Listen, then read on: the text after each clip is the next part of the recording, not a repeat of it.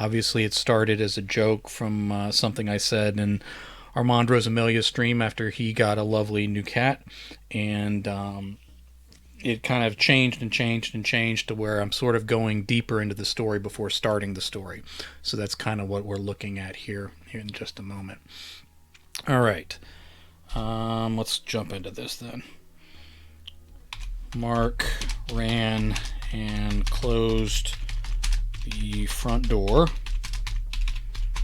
before Brandon's cats had a chance to escape. There was only supposed to be one. That was what Mark agreed to before Brandon left on his trip. Hey, Tom, thank you for being here. Purple was good. All right, man. That was what Mark agreed to before Brandon left on his trip. Oh, thank you for the resubscribe, Clever. Appreciate that very much. That was what Mark agreed to before Brandon left on his trip with his new girlfriend. Mark blamed her for the cat. Of course, Brandon would do whatever she wanted him to do. He hadn't dated much recently, and she was skinny, tattooed, and witchy. All right, there we go. Clever started King's The Institute. I forgot how much I enjoyed this work. I liked it too. I think I may have had a criticism or two when I wrote the blog, but it's one of those books that's kind of grown on me more as I've sat with it. Spring, thanks for being here. Appreciate everybody dropping in to watch me write this cat story. All right. There were two cats now. Both were completely white and the same size.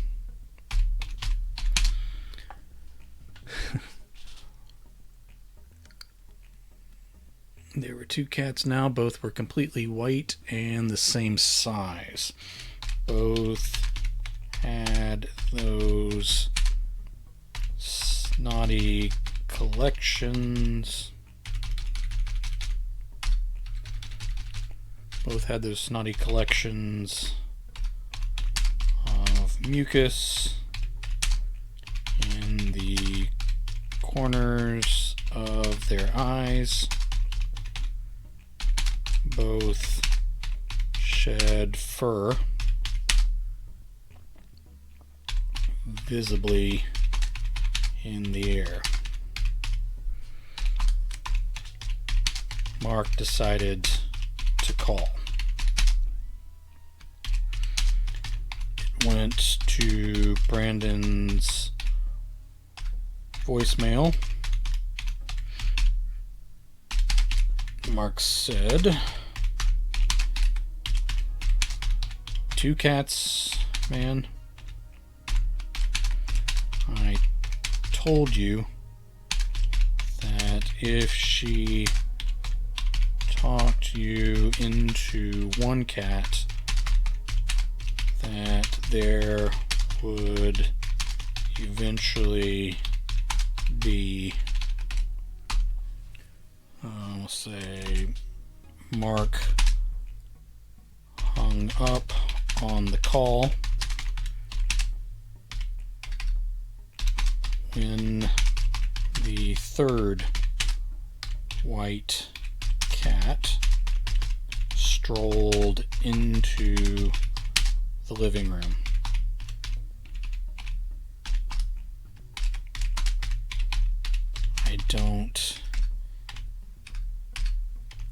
don't even know you anymore, man.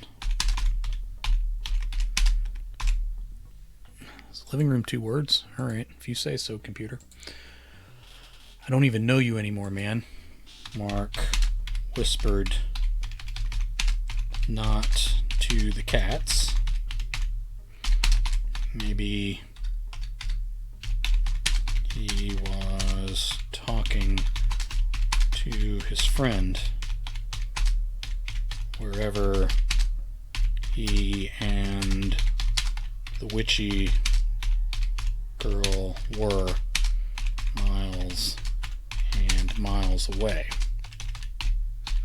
Alright. He decided just to feed them.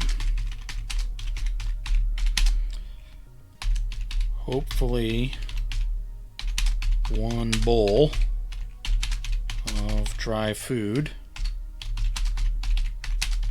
would be enough, because that's what Brandon had shown him when Mark agreed to this. He covered his nose and sneezed twice. There was already cat hair coating his sleeve. Alright, I got an extra W there. There was already cat hair coating his sleeve, and all he had done was walk in. I'm glad that Armand provided some memes for this, or some emotes for this story. That was very nice of him. There was already cat hair coating his sleeve, and all he had done was walk in to the house. Mark tripped on his way to the kitchen. He bobbled on one foot, trying not to step on the multiplying animals. The third cat was all white too, but smaller than Pester and his clone. He hadn't stepped on a cat though.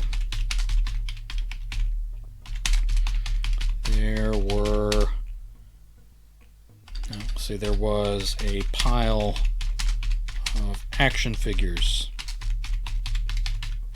scattered and chewed on the floor. Serves you right for letting her talk you into 3 cats. 4 cats. My God.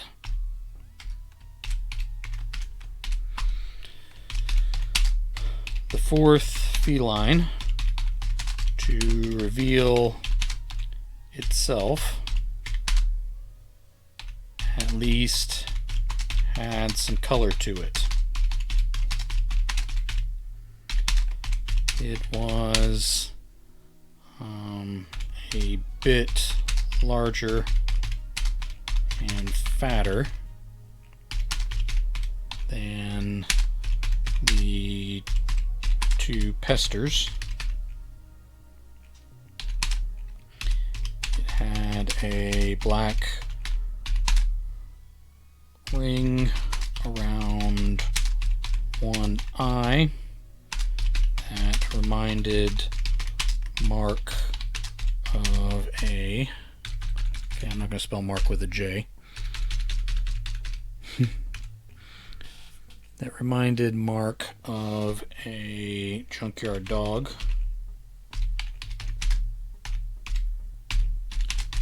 Its front paws were black too.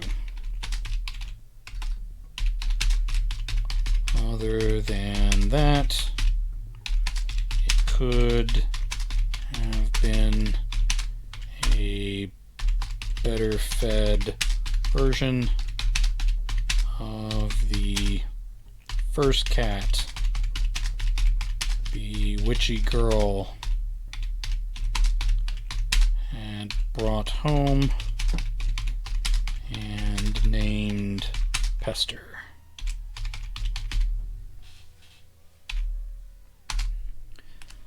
The junkyard cat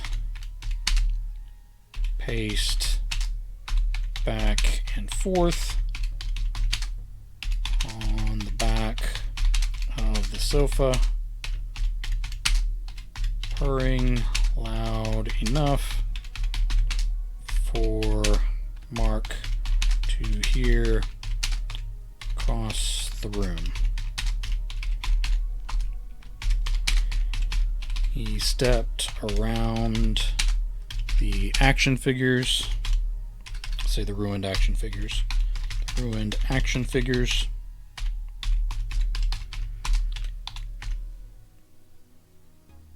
and said,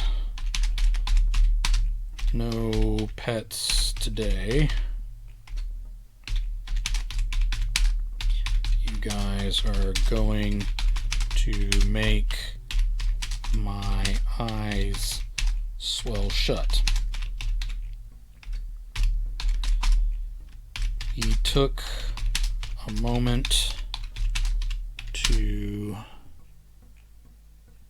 I'm having a problem with one of my screens. Hold on a second.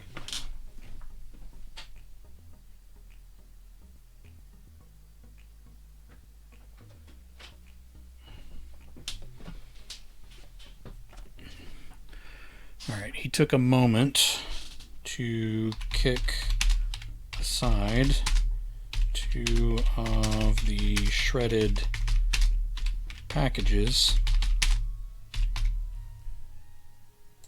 Okay, let me add an AD. Shredded packages, the figures, and been extracted from with claws and teeth. He made sure to leave them out on the carpet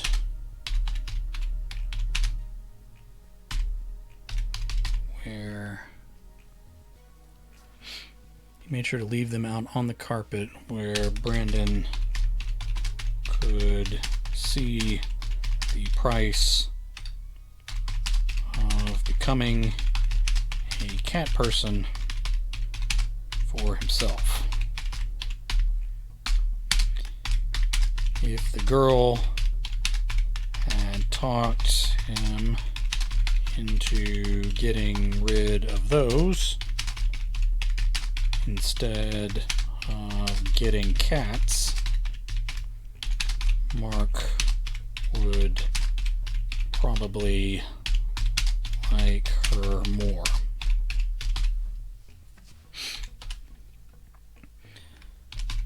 The hissing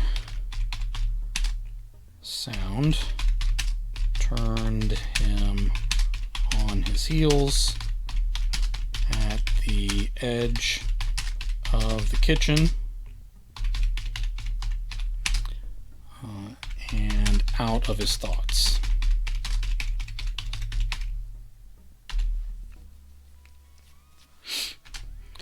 A black cat with a white circle around one eye.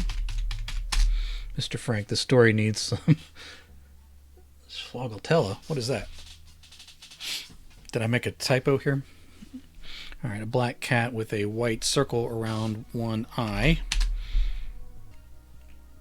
peered out at him and hissed one more time. I'll say peered out at him from under the dining room, or the china cabinet. From under the china cabinet. Italian pastry. Okay, there you go. And hissed one more time. I don't know how you expected me to pronounce that. All right. This one could have been the negative image of the one on the couch. The hissing cat looked thinner, though. Mark glanced at the couch to find two additional cats staring at him. One was a smaller calico. The third was all white. He was tempted to say, get you a telephone fact. Armand's trying to slow down my story here. All right, give me just a minute to finish this paragraph. The third was all white. He was tempted to say,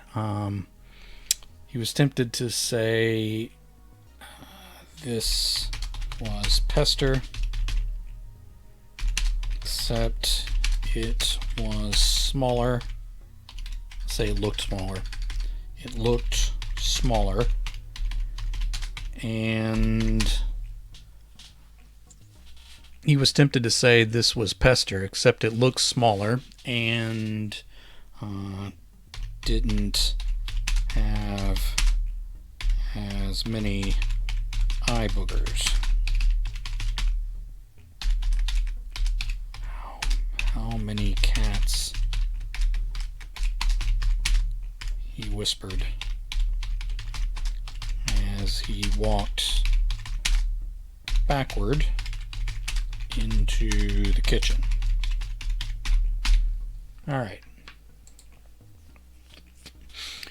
Fun fact. A few years ago, I was planning to drive to Scares That Care by myself, and Armand and Shelley were driving up a day early, and they were passing through South Carolina. And as a joke, I said, "Hey, you guys should swing by and pick me up."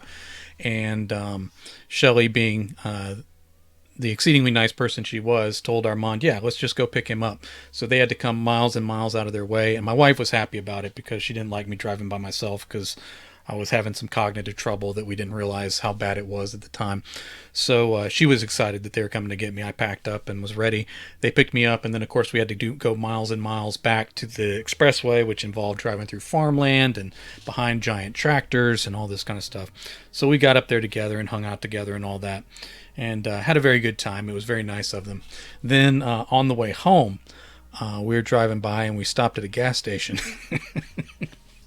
And Armand's just a story about how Armand's a really nice guy. There was this like hippie-looking chick that looked like she needed some help, and Armand's putting gas into the car, and Shelley was looking over at her, and we didn't really see the gas can, so we thought she was asking for money, and Shelley kept saying he's not going to give her money. He doesn't like it when people come up and panhandle and all that kind of stuff. He's not going to give him money. And so I'm just watching, and then he finishes pumping gas and then starts putting gas into her gas can. Of course, they were chatting the whole time, and I forget I don't think she cussed, but she said something, and it struck me as funny, and I started laughing, which was probably half the problem because I was laughing really loud, and Armand gets back in the car, and then Shelley starts asking about his girlfriend.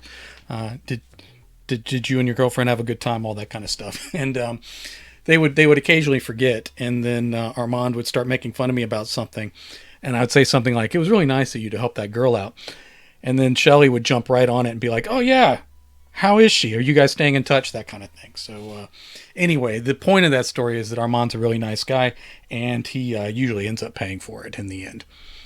All right. So I hadn't planned on telling that one, but something reminded me of it earlier today. Oh, I still laugh about that sometimes. All right. How many cats? He whispered as he walked backward into the kitchen. The dry food crunched under his heels. All right. I'll make that a new paragraph. Okay. Mark felt like it was a bad idea, but he turned away from those multiplying cats. Let's see. He stared in shock.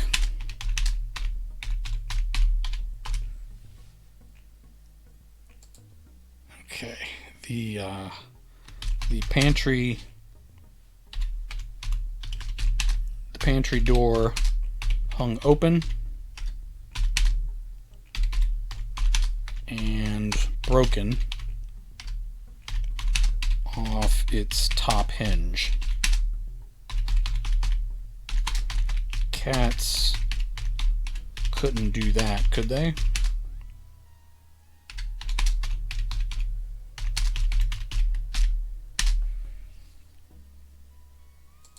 All right. The pantry door didn't hang open, it hung open. The pantry door hung open. Cats couldn't do that, could they?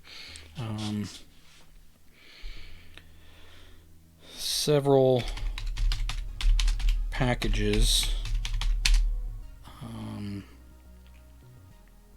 showed torn and chewed. There had to be at least 5 pounds of coffee scattered over the shelves and floor leading out of the open pantry. The large cat food bag. All right. The large cat food bag lay on its side and gutted, with the food scattered as far as the sliding glass back door. Other foil bags of soft treats lay open and empty in the rest of the mess. Say Mark used his phone to take pictures of all the damage around him and over the floors. He sent the photos to Brandon with a little too much glee in his heart.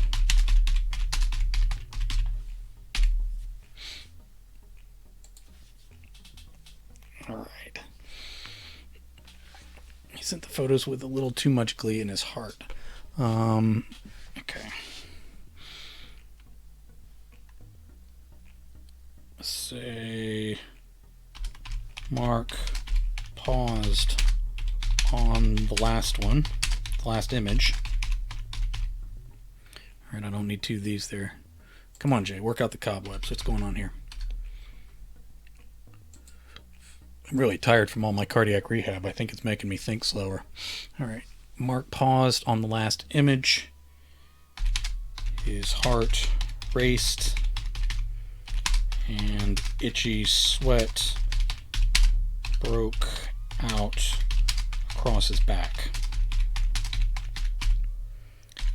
He stepped out of the kitchen and looked into the shadows. The picture had captured. It wasn't quite as dark in real life as it was in the image. But Mark could see that Brandon's office space off the living room was trashed.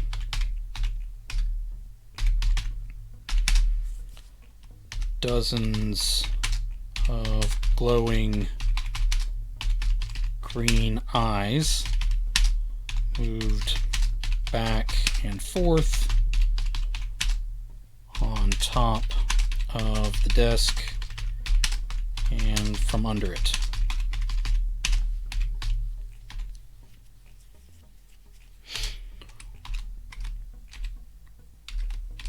One striped cat chewed on a cord. Two others fought on top of the desk, knocking the keyboard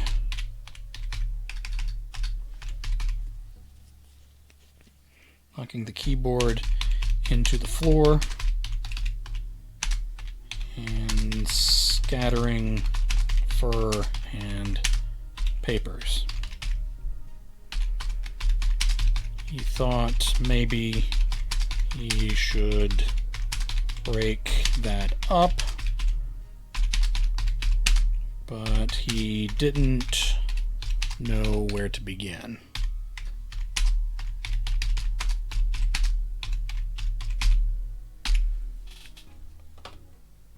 All right. But he didn't know where to begin.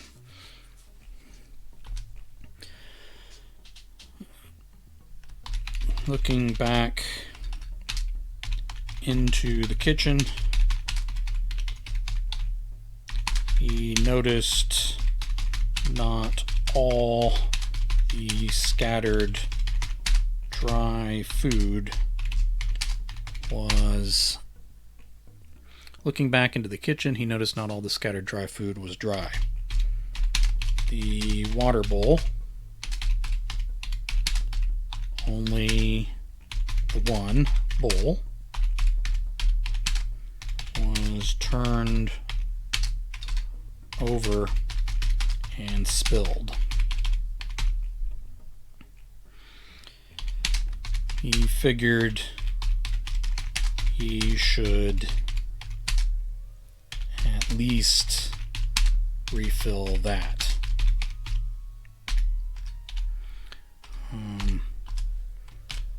Another two cats hissed at him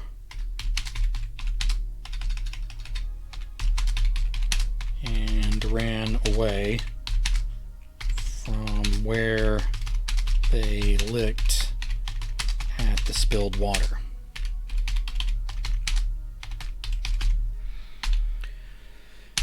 He picked up the bowl and turned on the faucet. Half dozen cats jumped up onto the counter and fought one another to lap from the stream of water. Let's say Mark set the bowl aside on the counter, deciding he couldn't get to the water himself. He then walked down the hallway and leaned in to turn on the water in the bathroom sink too.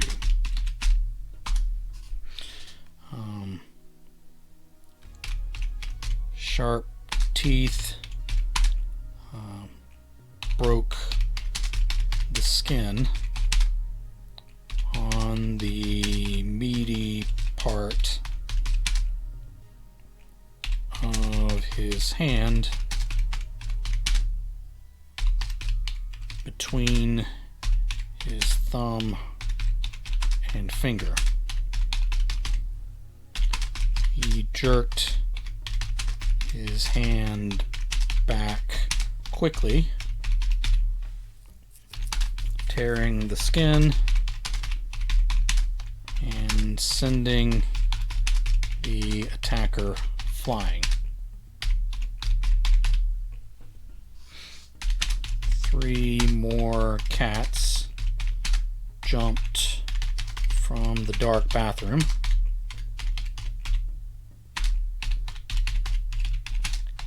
and swatted at his legs.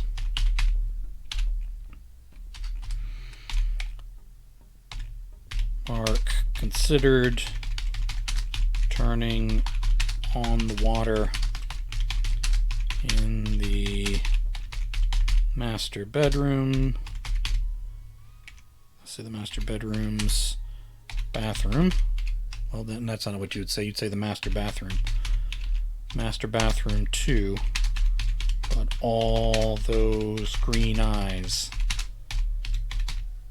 staring out from the bedroom freaked him out.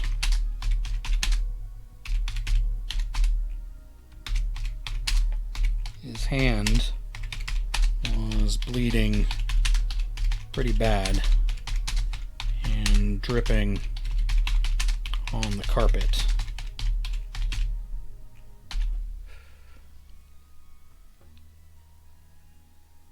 Let's say Mark clutched it to his chest as he made his way to the front door.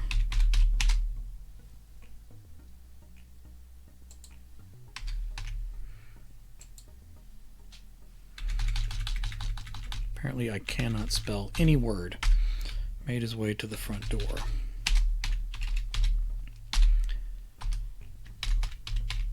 Cats came out of every shadow and started lapping at the spots of blood.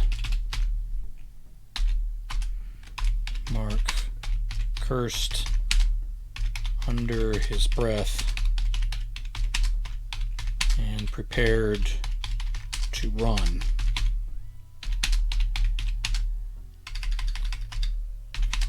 But then the large striped shape passed in front of him, from the dining room into the messy kitchen.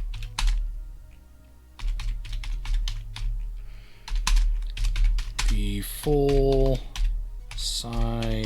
tiger gave a guttural, rumbling growl. His mouth dropped open as the striped tail flicked back and forth, still in his view from around the corner.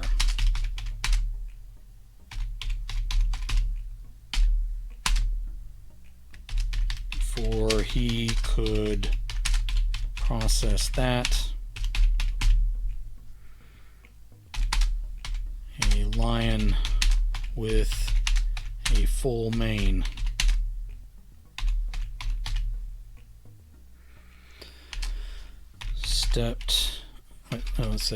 walked in a circle by the front door, sat down, and stared at Mark. Mark walked a few steps backward, deeper in the house, before a wildcat scream behind him set him running forward.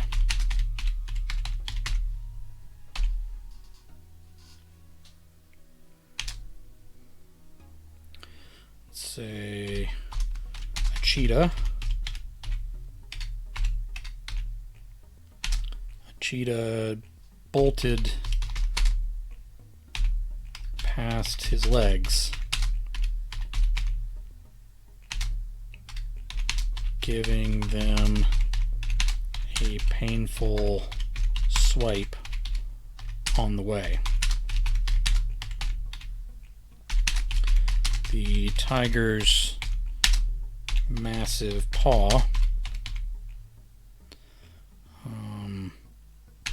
swatted Mark off balance and sent him tumbling over the dining room table. It was fun for some. I missed the fun fact. It sounds like it was really fun. It was fun for some people. Exploding tigers. The tiger's massive paw swatted Mark off balance and sent him tumbling over the dining room table.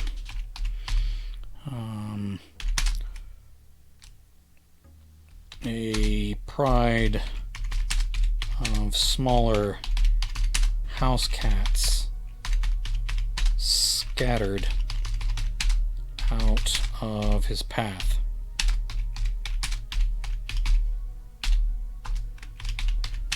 The larger cats, now that the house seemed full of them,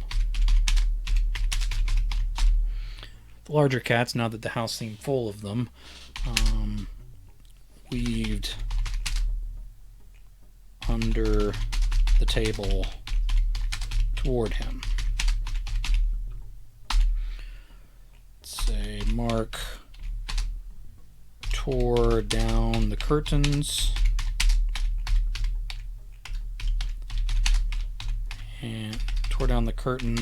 and picked up a dining room chair to shatter the glass.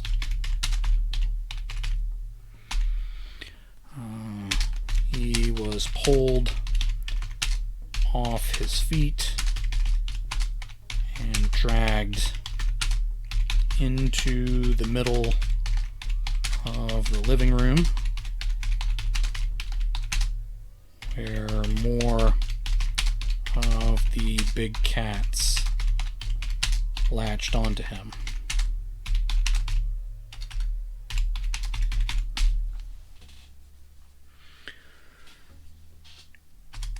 He screamed and screamed, but it did no good, as the hungry animals tore him to pieces, staining the carpet from the hair-covered couch to the wall under the wide screen TV. As more and more of the smaller cats moved in to feed too, a lion with blood-stained jowls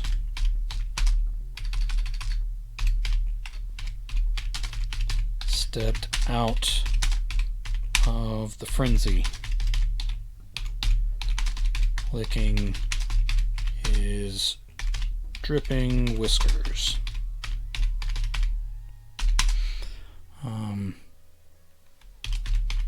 The beast took a moment to swat a game system across the room.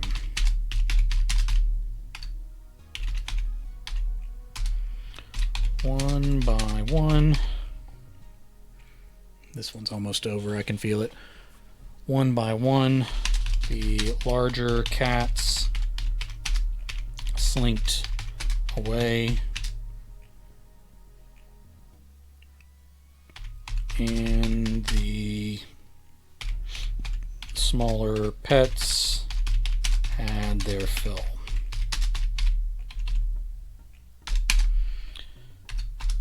Mark reduced over the next several hours. Mark reduced to bones,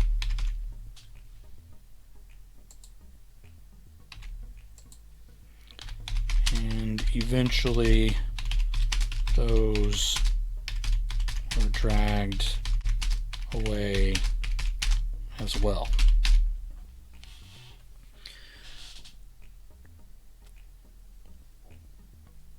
Now, do I have them come home and find the house, or do I do something different?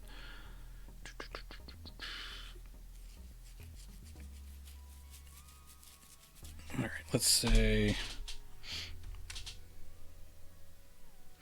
a few days later. Is it a few days later? I don't know. No, let's say late that night. Even though Brandon had fallen asleep beside her. Late that night, even though Brandon had fallen asleep beside her in a hotel room, let's say a hotel room 3 states away, Sylvia entered through the front door. The only cat in the house at that point was little white pester. He twined himself between her feet as she surveyed the damage.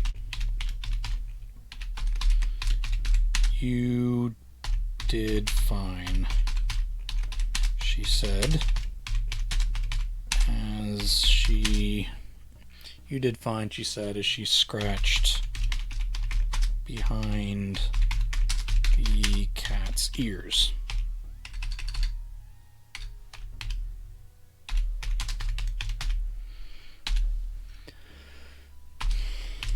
There was a lot of work ahead of her.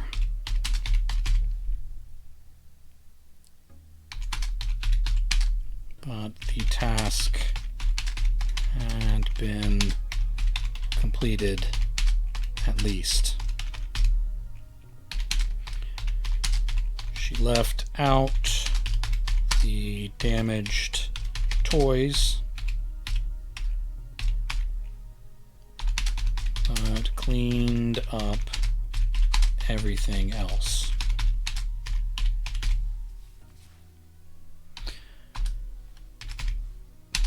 As she ran her hand over the carpet to be sure no sign of Brandon's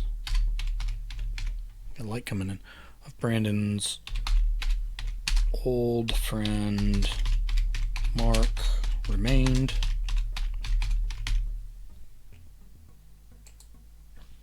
I'm going to need to flesh this last part out a little bit, but I don't want to spend a lot of time on it, just making it longer and longer. As she ran her hand over the carpet to be sure no sign of Brandon's old friend Mark remained, she pocketed his phone, knowing she would need to dispose of that before anyone found him missing. She thought she might have time since Brandon was really the only one who kept up with Mark these days. Just like many things in life, she knew Brandon would get over his absence in time. She would see to that.